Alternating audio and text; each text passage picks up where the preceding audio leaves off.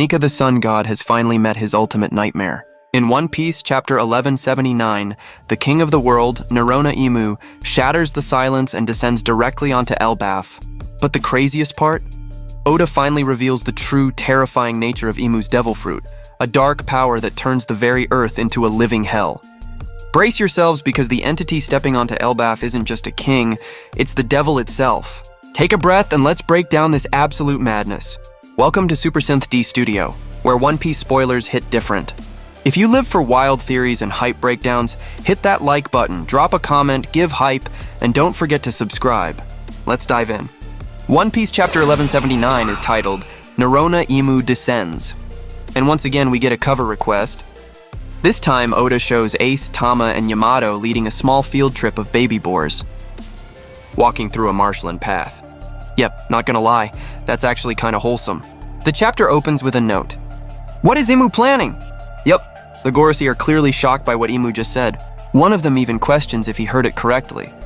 The scene then shifts to the authority room in Mary Jouet's, basically the Gorosei's main hangout spot. St. Walkyrie steps in and reconfirms, is Imu seriously planning to go to Elbaf personally? St. Jupiter immediately asks Imu to reconsider his decision to descend into the lower world. And then suddenly, someone walks into the room. St. Mars turns his head and realizes it's St. Garling. Garling walks in and immediately starts talking. This is no time to relax. How long do you think the Holy Land can maintain itself in this condition? The return of Shamrock may have helped stabilize things, but we were way too arrogant to think we could easily stop the people of the lower world, who are using starvation tactics against us. What kind of leader can't even feed their own army? Yeah, Garling is not holding back. From Garling's statement, we now understand something important. Shamrock's return from Elbaf to Mary Jouet's actually helped calm down the situation in the Holy Land. Because remember, when Imu first possessed Gunko's body in Elbaf, he mentioned that the Holy Land was being consumed by flames. And now, with Garling mentioning starvation tactics, it's pretty clear that the ones attacking Mary Jouet's earlier were the Revolutionary Army. Yeah, things are getting real messy out here. Garling continues talking. Our priority should be gathering the military power necessary to assert global dominance, even the former Marine headquarters. But before he can even finish that sentence, his Denden Mushi suddenly starts ringing. A voice yells from the other side, Garling, where's the food? This is not how a Tenryubito is supposed to live. The scene then shifts to the Leibafei's power plant area in Mary Jouet's, and it turns out that voice belongs to York. Yup, York has officially made it to the Holy Land, just like she always dreamed of. But right now, she's lying on the ground, completely exhausted. And you can literally hear her stomach growling. Yeah, she's starving. Garling responds to her complaints. I thought I already told you, York.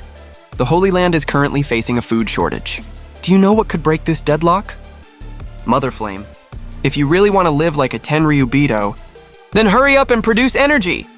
This wasn't part of the deal, York screams. Garling fires back.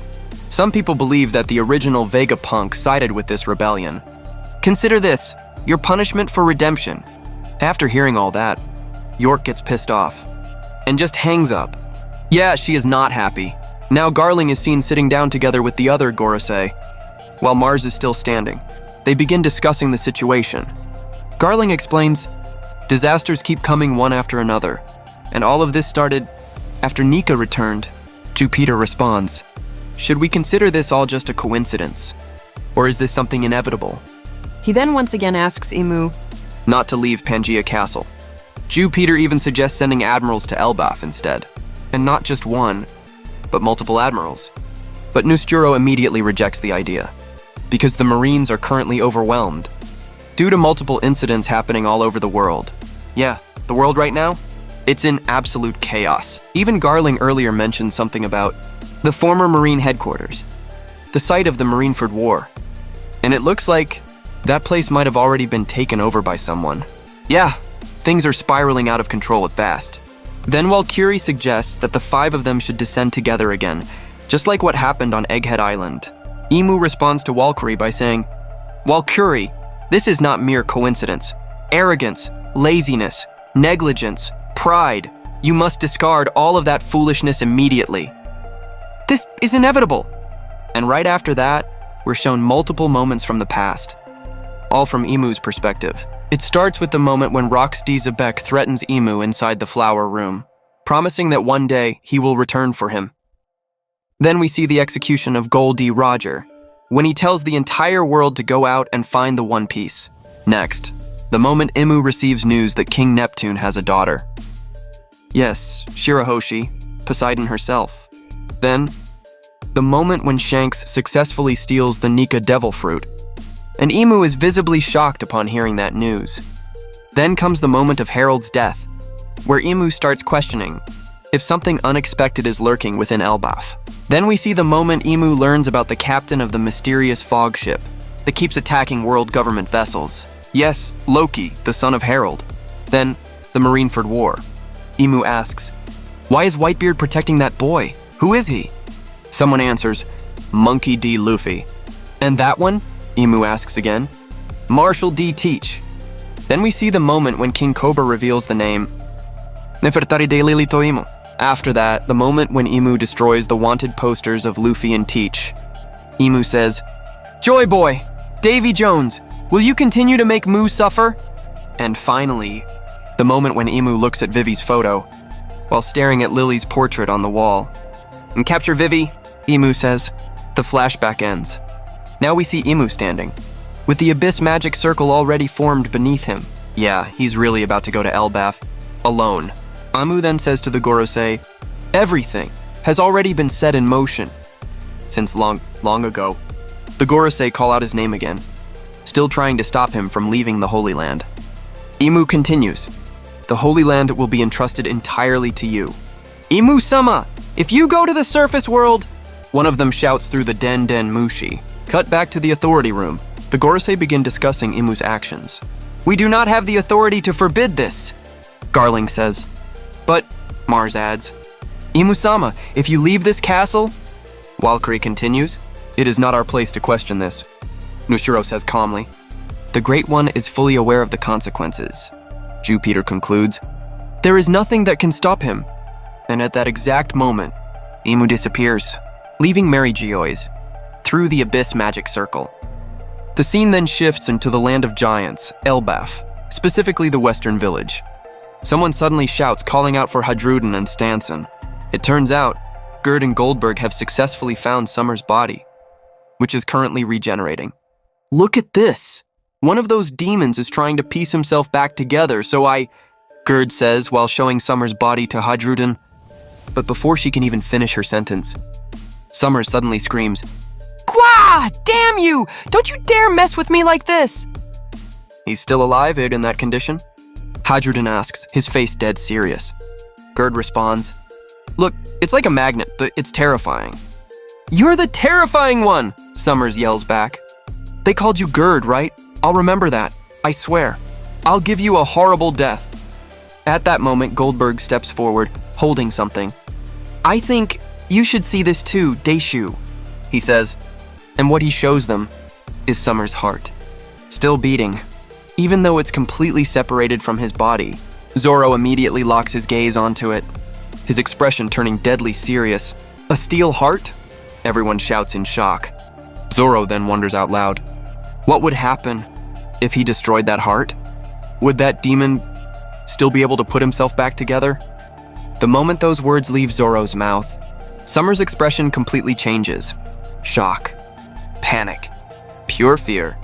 The scene then shifts again to near Walrus School. We return to Sanji's group. Frankie tells Usopp and Brook to hang in there because their bones are completely shattered. He even offers to turn their bodies into cyborgs, just like his. And instantly, Usopp and Brook freak out, even though they can't move at all right now. Meanwhile, Jinbe starts wondering where Chopper is because Usopp and Brook desperately need treatment. On the other side, Sanji is seen keeping an eye on Killingham, whose head, legs, and body are all hanging separately and from a tree. "I won't forget your name, Sanji." "You better remember mine," Killingham shouts. "I already forgot," Sanji replies. Lol. Then we see Gunko, still frozen solid inside a massive chunk of ice. At the same time, Loki and Luffy have now arrived near Walrus School. They're searching for food together, trying to recover their strength. Someone froze the whole school? Loki asks. Not exactly. The heat energy was absorbed. Lilith suddenly answers, appearing right behind him. Finally, Loki and Luffy find a huge amount of food inside the school and immediately start eating. Loki comments, Man, this is a total failure. All the school lunch supplies turned rock hard and tasteless. Food, we need to give some to Usopp and the others, Luffy says, struggling to speak in his old man form.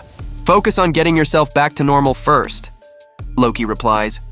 Then Luffy asks, Loki, the people you froze earlier, are they dead? That was flash freezing, so they won't die, but Loki answers, while pointing at Ragnir, the squirrel, who's also busy eating. They can only be thawed by Ragnir himself. And besides, they won't be able to escape anyway, so don't worry about it. Meanwhile, on the other side, Nami and Zeus are still trying to put out the fire, but suddenly, Nami notices something strange in the distant sky, and it immediately catches her off guard. Out of nowhere, thick black smoke starts rising across the sky of Elbaf. And the moment Nami sees it, she freezes in shock. The giants in the western village notice it too, and instantly react. What is that thing? That black smoke, it looks weird. And then, even more black smoke starts pouring out across the sky. Now the giants are fully panicking. What? Look at the sky! Suddenly, a massive magic circle appears. Right above Orus Castle, the giants stare at it, confused, trying to understand what they're seeing. Near Walrus School, Nami calls out to the others, telling them to look up. Frankie immediately reacts, shocked by the rumbling shaking through all of Elbaf. I'm right here with you, Nami-san! Sanji yells, running straight toward her. And then, right after that giant magic circle appears, a strange sound begins to echo. It's singing. And it's coming from the houses. The houses themselves have come to life with twisted evil expressions and voices that sound like they're chanting. The giants are completely shaken. What? The houses! What is this? Is this a dream? And it's not just the houses. The trees in the forest also begin to move. Same thing. Evil faces, distorted expressions, and eerie, rhythmic voices. The trees too? Is this another one of their abilities? The entire forest of Elbaf descends into chaos. Black flames erupt. Thick smoke spreads everywhere.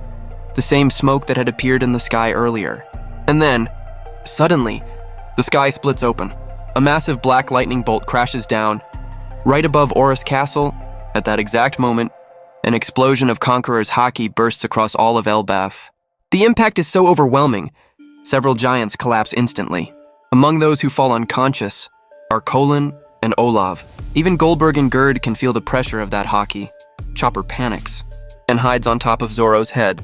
Even Zoro himself is shocked, feeling that overwhelming wave of Conqueror's Haki. Loki and Luffy feel it too.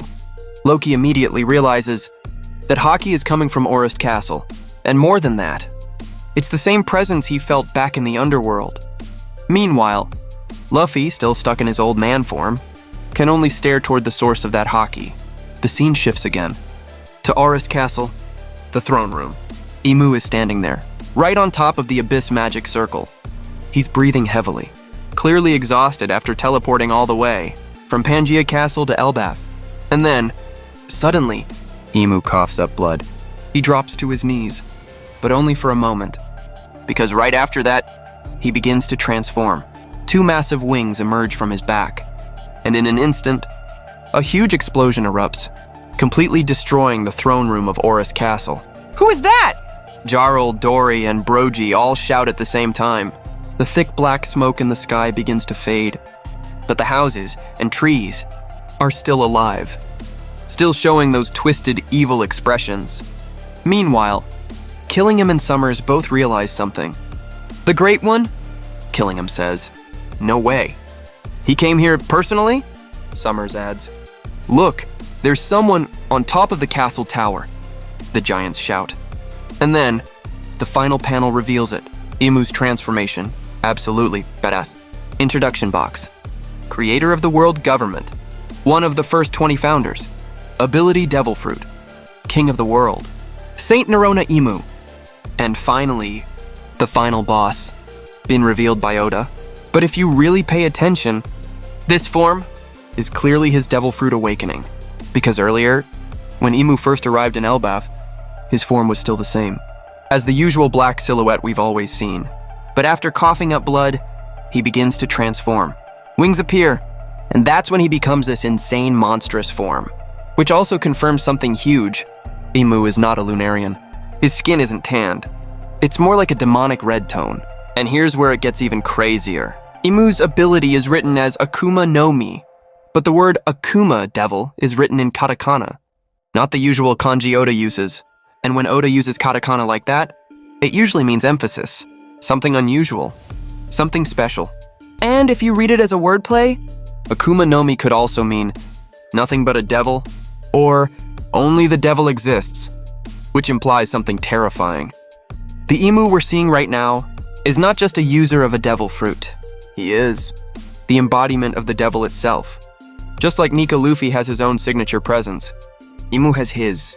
When Nika appears, you hear the drums of liberation, and the world bends like rubber. But when Devil Imu appears, everything around him comes to life. Objects awaken. They gain faces. They smile in twisted ways, and they produce eerie sounds, like a dark, haunting song. A song that almost feels like it's trying to rival the drums of liberation themselves. And one more thing. When Imu stands atop the tower of Orist Castle, his size, that's not human. He's way bigger. In fact, his size is comparable to Loki.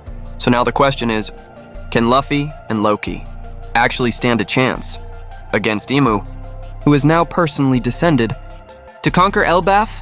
Yeah, this just got way out of control. Insane, right? The scale of the Elbaf arc just blew up to an entirely unimaginable level. Drop your wildest theories down in the comments. What do you think is the weakness to Imu's devil form? If this chapter drop blew your mind, smash that like button, share it with your fellow Nakama, and make sure you're subscribed with the bell on so you never miss another hype breakdown from Super Synth D Studio. Stay hyped, and I'll catch you in the next video.